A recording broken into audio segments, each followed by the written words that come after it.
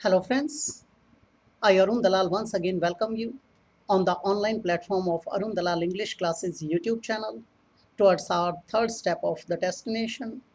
And today our topic for discussion is comprehension passage 2.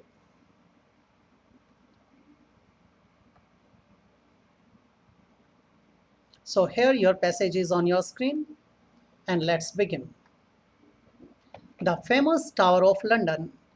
बेटे भिड़ते ही हमारे पास एक शब्द आया famous.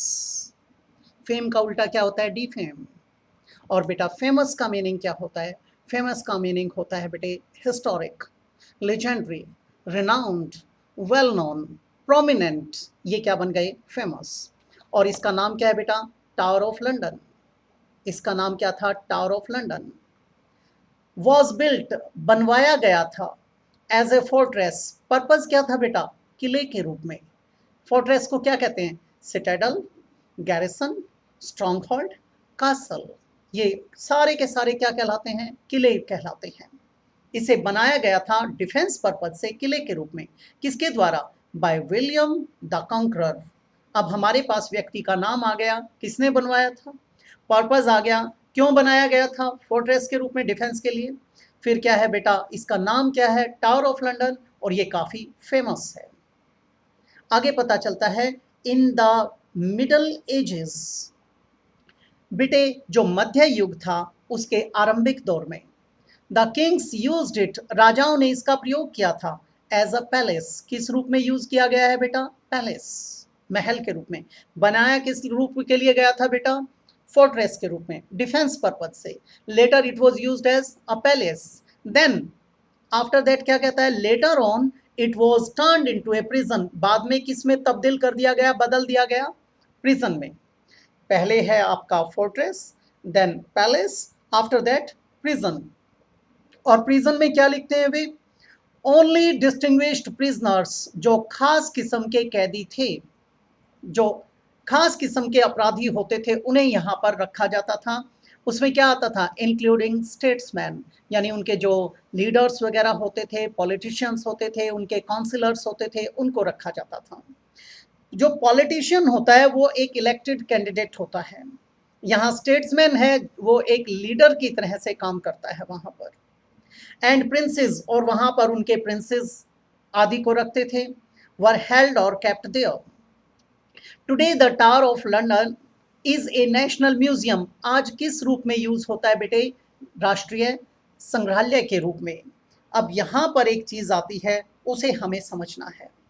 Where among other things, जहां पर दूसरी चीजों के साथ साथ the jewellery, it's not jewellery, it's jewellery, jewellery of the English Kings and queen's, अंग्रेज राजा रानियों की ज्वेलरी और उनके ऑर्नामेंट्स, वो क्या कहता है? इज ऑन डिस्प्ले और एग्जीबिशन, वे वहां पर प्रदर्शित किए गए हैं।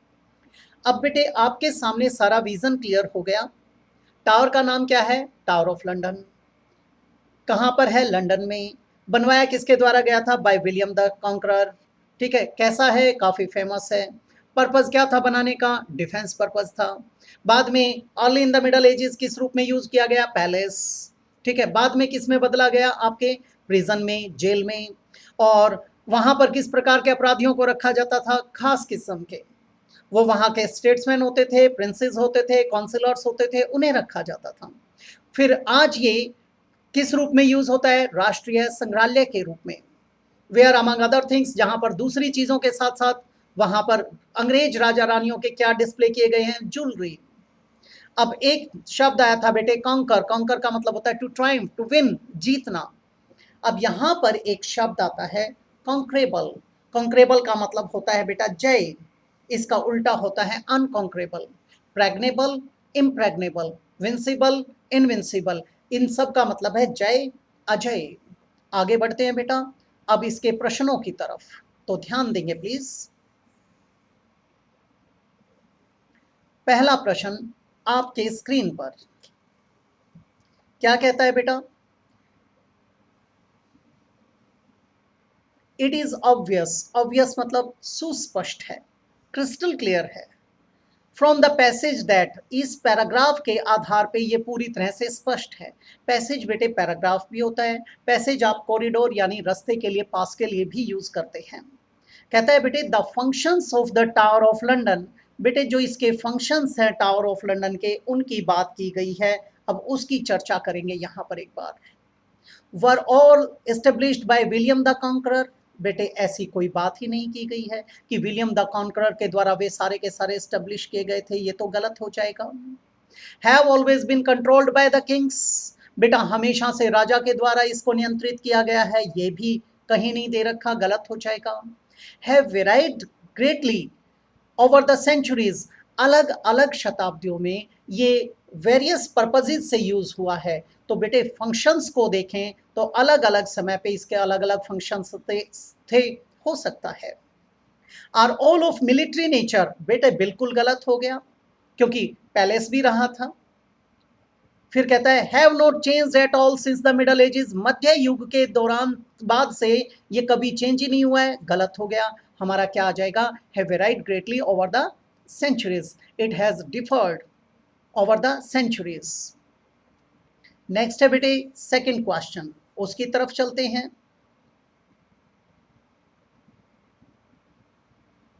सेकंड क्वेश्चन इज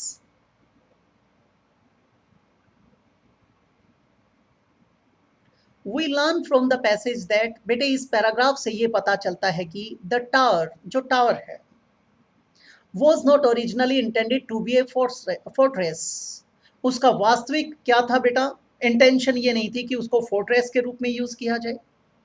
ठीक है, अब इसमें गलत हो जाता है ये।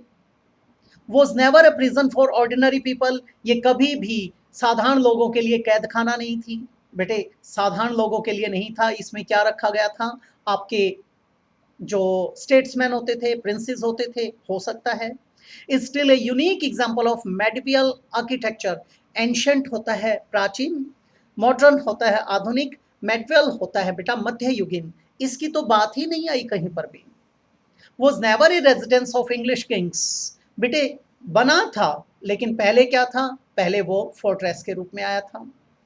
Functions today only as a jewellers museum, बेटे ये भी गलत हो जाएगा, जूलर्स म्यूजियम की तो यहाँ पर बात ही नहीं है, ये तो बिल्कुल ही गलत हो जाएगा।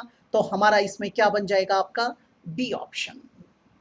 आगे बढ़ते हैं बेटा अपने लास्ट क्वेश्चन की तरफ।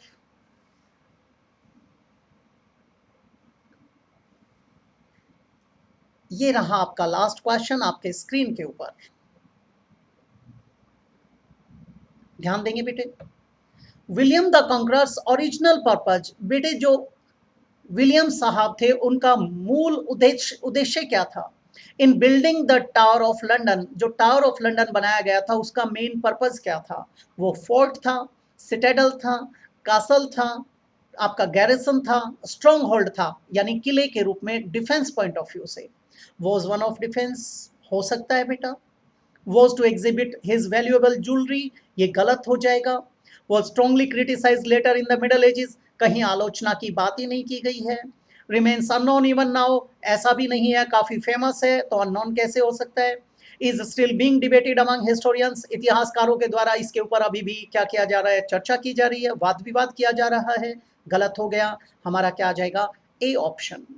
और आपने देखा ये था हमारा पैसेज, आपको ये समझ आया होगा। आपका जो भी फीडबैक है प्लीज़ वो आप मेरे पास टेक्स्ट कर देंगे। इसके साथ इजाज़त चाहूँगा, कल फिर मिलते हैं अगली क्लास में। नमस्कार दोस्तों।